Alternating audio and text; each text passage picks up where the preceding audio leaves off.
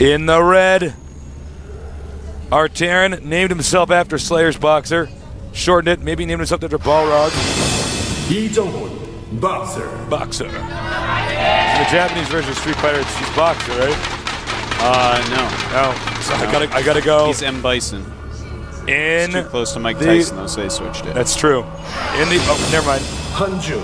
Kyrix Zenith. Kyrix Zenith. This guy has rabies. He's rabid in the early mid-game. He does indeed have rabies, Tasteless. I know that was going to be the joke.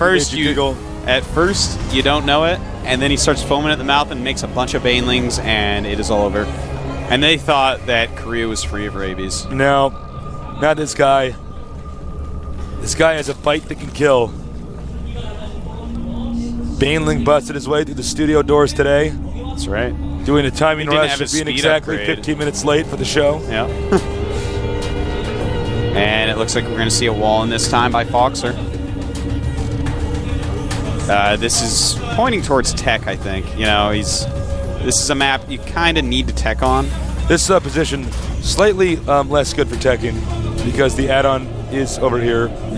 It's going to be a pain. That's quite true. Versus if you have barracks here and you put the add-on there. Yeah, that's actually something I wasn't thinking of, but there are positional disadvantages still, even in StarCraft 2. It's lucky it's not spawn sides like in StarCraft 1. Like, well, my Marine is going to pop out where the Zerglings can kill it. I can't wall in here. Hatchery on the way. Throwing up a Marine real quick. Make sure that drone gets out of there. And here is the next depot. Add-on will be on here soon enough. Spawning pool on the way as well. Now, he does have that really fast expansion. I'd love to see 2 queens out of Kyrix right away, especially since he's not getting any gas yet. It gives him plenty of minerals to do such. And the thing is, when you go for a hatchery first and go 2 drones then a pool into 2 queens, it's like the best economy opening for Zerg by far. And especially if you lay 2 creep tumors, you'll feel invincible as soon as you get some spine crawler up. It's just a great feeling, Tasteless. Yeah, it really is. It's like waking up in the morning and having pancakes ready. Oh, that is a good feeling, man. I know. I prefer to have bacon, crisp bacon with a cup of coffee, but you're a vegetarian. That's right. And that's where we'll never understand each other. And we have double gases going up for Foxer. Pretty interesting, making that factory right now. And I want to see, is this guy going to do another Banshee build? And if so, is he just going to do the, hey, 6 Banshees build again? And if so, can Kyrix hold it this time after seeing it last time? 3 Marines out in the map, trying to kill those Zerglings. But as I was saying, this map is so long, so much longer than the Scribe Station. The Banshee build would be much weaker here. But then again, very unexpected. I don't think the Banshee build would be a good idea. I'll probably have to pressure the expansion versus the main. Yeah, most likely. So even though the distances between the going from your main to his main versus your main to his expansion, those 2 seconds actually count.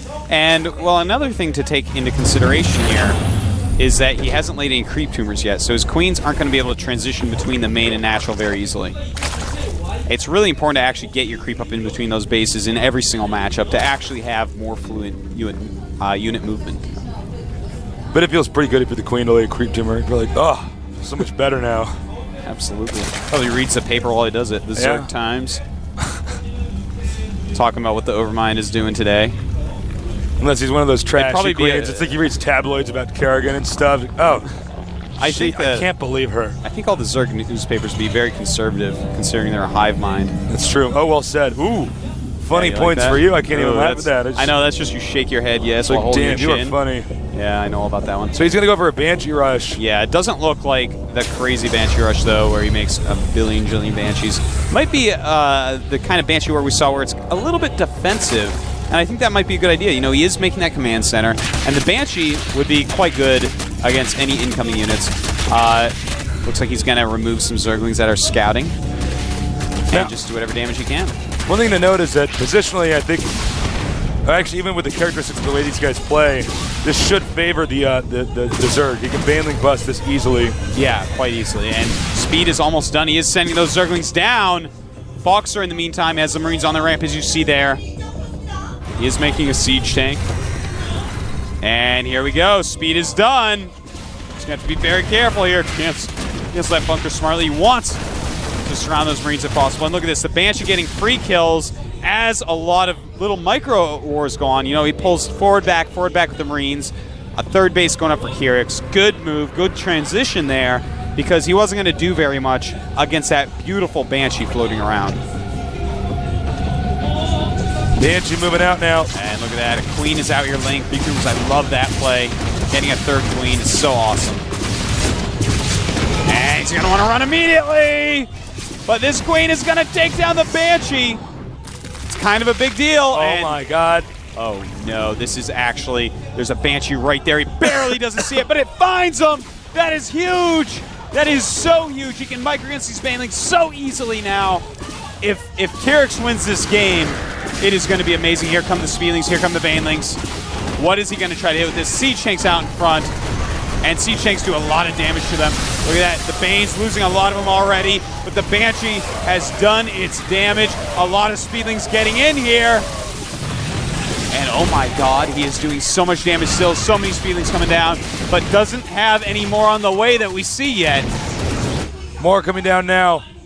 In the Zerg main, you can see lots more hatching. He's also going to go for a Spire. This Banshee right now, it has 21 kills, Stasis. It is a commander. Damn. Commander Banshee. But Morlings streaming downward. All right, yeah, it does have siege mode up, but no full wall in, which is very bad. Here it comes. Yeah, here come the Zerglings. No wall in for that siege tank to do its maximum damage. They're going to get right up there and be able to kill it, but the Banshee is doing a good job protecting. And will the siege tank live? No, it will not. Taken out. That is actually huge. And Kyrix's third base has just popped up. Oh my, oh my, oh my. Kyrix taking a big advantage here. He's actually having to relocate the command center. I don't think Kyrix is going to stop. The Spire's almost done, and that's going to be a big shocker for this Banshee. This Banshee, though, man, 28 kills, 29 kills, just doing so much. Really keeping Fake Boxer in the game, this singular Banshee. But he has actually... I just cannot believe the aggression that we are seeing out of this Zerg time and time again. Just not enough defense from Boxer. Zerg's got quite a good creep spread, excuse me. Banshee now with 29 kills. That's right, he's just doing whatever he can with this Banshee. Medevacs. A very important drop here. He needs to get these drones. I don't think he'll get the hatchery as all the Speedlings are coming. Stim not quite done yet. He's going to want to pick up. Definitely can't kill these without Stim. Or maybe in that little tiny area. Banshee, meanwhile, up to 33 kills. Banshee coming up to help a little bit. Actually quite insane how many kills that Banshee. Oh, he's got to pick those up. And Mutalisks are here. It looks like that Banshee may finally go down. But first, going after the dropship, and rightfully so. Taking that out. And only a few Marines get out. Kyrix. Perfectly timed mutas right there. Mostly a siege tank army for Foxer. We may be seeing the end of Foxer here. I believe so. Our first player in the top 4 may in fact be this complete underdog, this crazy Zerg. Going for these siege tanks now. They're going out, and I cannot see Foxer coming back from this point. Absolutely cannot see it. Baneling speed being upgraded. He does have Stim. Chases away those mutas. But let's take a look at the supplies. 64 for our Terran players, 81 for Kyrix. Most aggressive Zerg in the history of Zerg. No kidding. This guy is redefining Zerg aggression.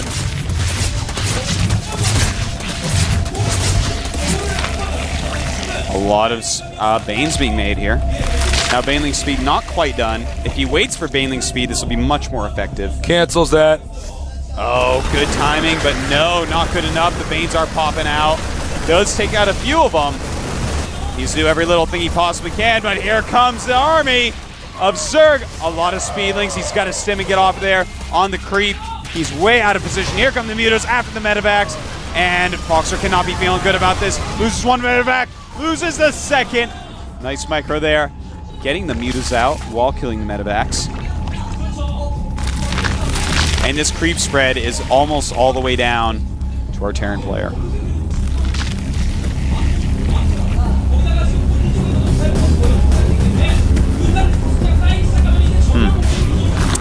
Trying to think of how Foxer can come back. He's got to kill a few of these huge Baneling armies of Kyrix without losing anything. That is going to be so hard, though, and it looks like he wants to move out.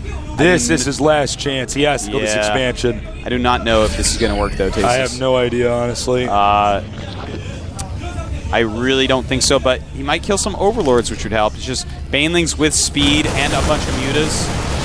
Uh-oh, here we go. He's got to save all these Marines. But the Banelings just running past. Siege doing beautiful damage to these Banes. All that's left is the mutas. Does he have enough Marines to chase them off? Looks like he has no medevacs, so this is a very brink of destruction attack. The mutas may be able to clean up, but it looks like, ooh, a nice little heal there by the Queen.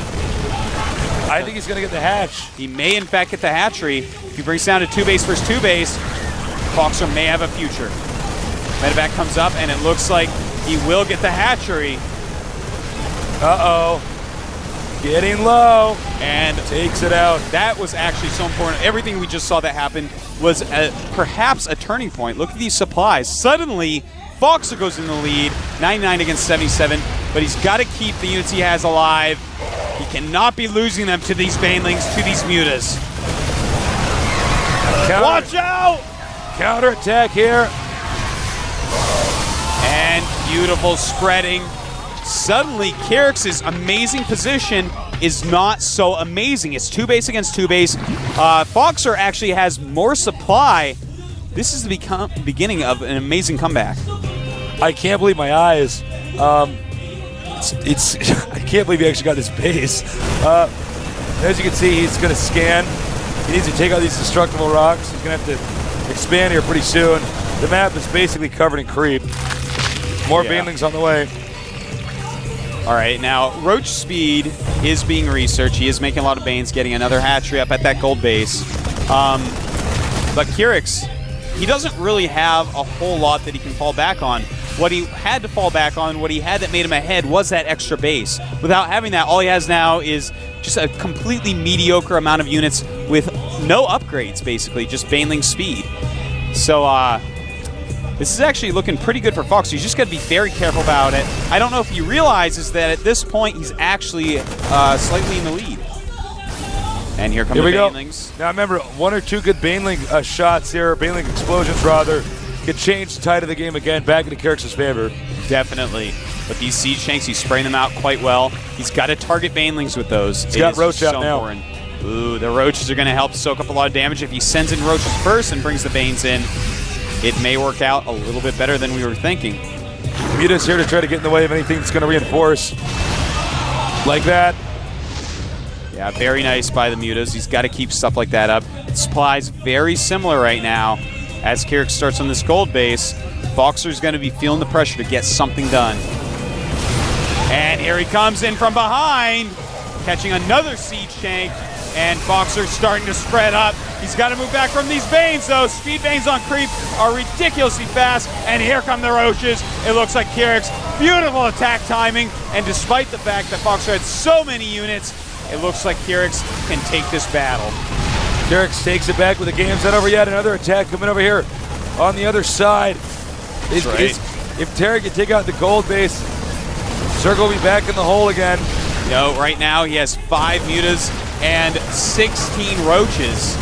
So killing this gold hatch, he's got to get away from the Roaches, though. The Roaches are what is going to be scary. He does not manage to kill it. And he can't really lift off because there are Mutalisks as well. Muta's targeting those medevacs beautifully, and the Roaches going to clean up those Marines. Terran army humiliated, has to retreat. The Creep Tumor still here. He's going to be unable to reclaim that location to expand it. Now we have some really interesting stuff going on here. Take a look at these supplies. It's 78 against 86 with Kyrix suddenly in the lead, but the thing is his army is so much better. It's 63 SCVs against 43 drones, so his army is actually about 30 supply bigger. It's a huge army. Only 2 Siege Tanks and 9 Marines for our Terran player. Meanwhile, a bunch of Banes, a bunch of Lings, a little bit of Mutas, and some Roaches in a pear tree for Kyrix. All right, now all Zerg has to do is secure this position over here. Long distance mining. Terran's going to have to do that until he can get rid of these creep tumors here. Yeah, this spreading creep is just so amazing.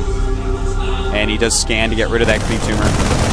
But he has got to play the defensive game here. It looks like we're going to see an attack by Kyrix, and I don't think that he can hold this. So many Banes coming in, going to kill a lot of SCVs, if nothing else, and kills a lot of Marines right there. Very nice. But the Roach army dying to these Siege Tanks. He's got to be careful not to overcommit. This is such an amazing back and forth game, and suddenly we see that our Terran player goes back in his supply lead. Zerg not going to spend any money expanding again. He wants to finish him up now. He wants to attack, but with all those Banes being made, this is such a tiny force. Inadvisable. Backs up here, the Banes. And will he attack into this? No. No, he won't. Oh man, these tanks out in front, I'm getting stressed tasteless. This game is so back and forth, it's so close. Either player could misclick one time and cause a game loss. Looks like he's finally reclaimed this location down here. Boxer putting a depot here. He wants to spot and see when the Zerg expands again. Yep. Good choice there. And finally, at the gold base, the creep has receded enough to land that command center. And mules on gold equals lots of supply quickly. Here come the Banes from the side, going for the SCVs and mules. Very nice time attack, gets a bunch of mules, backs up, and Kyrix really putting the hurt on fake Boxer. Now, with a ton of roaches, but hold that thought. Counterattack here. Oh, he's got to be careful. The Banes are really the scary part of this. He does have some Marauders, though, to tank, and the Marauders doing a pretty decent job here. It's hard to tell who's actually going to take this. Looks like the Zerg's gonna win. Go way far away, not healing. A lot of Roaches left, and this is scary, man. He might be overrun here, sieging the tanks, but the Roaches closed before their siege, and uh-oh. Losing these siege tanks is not what Boxer wants to happen. And I think he's now got control over this region of the map. These SCVs are going to have to get out of there. Taking this gold base. It's so important. A lot more SCVs dying. The mules being chased off once again. Boxer not being able to hold on to anything. He is actually being a little bit too aggressive here. You know, just getting broken time and time again when he attacks by Kyrix and then barely holding the counter. Wow, talk about a crazy game. This is an insane game, but at this point, it's really looking like Kyrix is in this place where Boxer cannot be come back from, because he does have some units there, but here come the Roaches, here come the Banelings, both very good against Marines. And just killing SCVs left and right. Wow, he held that off really well, but there's still Roaches here. Yeah, very nice dodging. Is mixing in some Marauders at this point, but the supply of Boxer is just dropping drastically. Look at that, down to 54. Let's take a look at Kyrix's. Kyrix up at 84, so he is really starting to pull ahead here. I really bet he wishes this was actually a planetary fortress and not an orbital. Oh, yeah. If that was a planetary... He actually floated it from his main. Yeah, he would have absolutely no problem holding on here. Unfortunately, it's an orbital, so...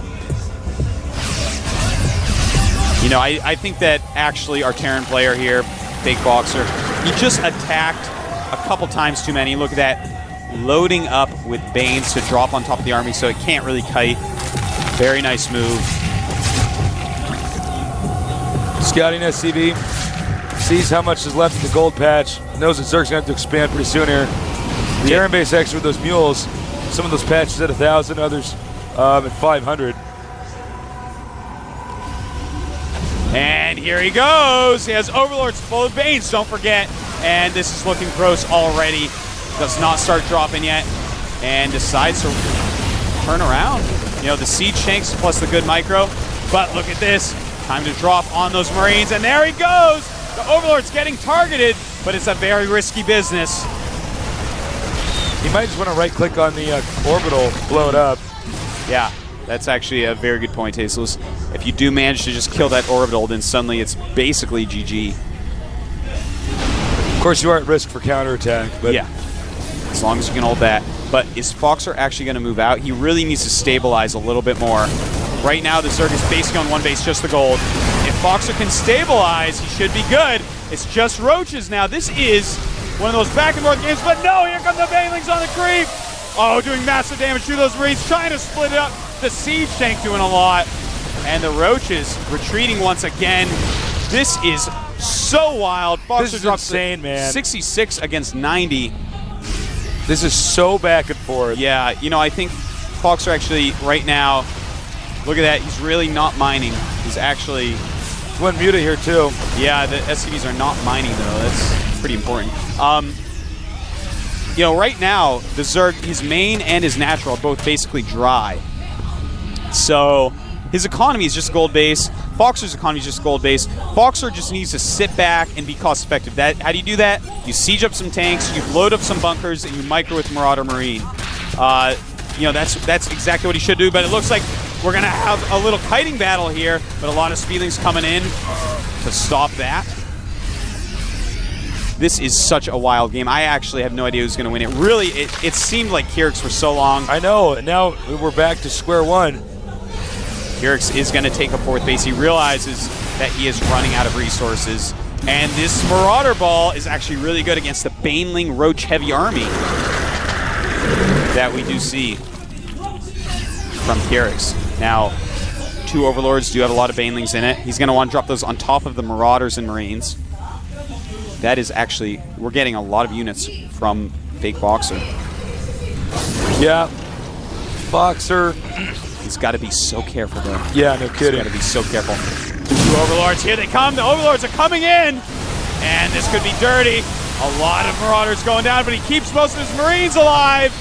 Oh my god. This is an insane comeback. Kyrix now in trouble. Counterattack from Foxer coming in. Perfect timing. There are no Banelings left. And the Roaches being taken out. GG. How did Foxer take that? Look, he is overwhelmed. He cannot believe it. I can't believe it.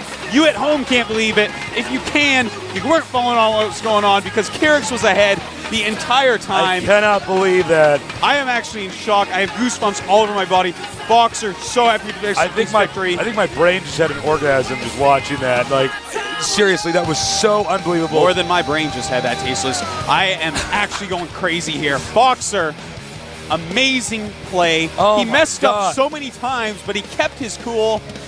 He kept on microing, he kept on macroing. He just did his absolute best nonstop, despite so many mistakes by both players. It was an amazing back and forth. Neither of them ever knew who was ahead and who was behind, so they keep on attacking at the wrong times. I'm actually going crazy here thinking about that game. Dude, that was so sick. Look, I mean, that was so back and forth. I think it's the most back and forth pendulum swinging game we've had at the GSL, maybe in StarCraft history. StarCraft 2 history. Neither of them ever actually knew if they were ahead because it was that back and forth. So they make all these decisions that, as the observer, you're like, this is wrong, that's wrong. But in their minds, that was what they had to do, and they kept doing it. It was actually just beautiful play that we saw from both players. Such good micro. I am so impressed. Such good harassment with these players. The way the game started to the way the game finished. Talk about a drama. So much stuff going on in that series. So many moments where somebody could have lost like that. Came back.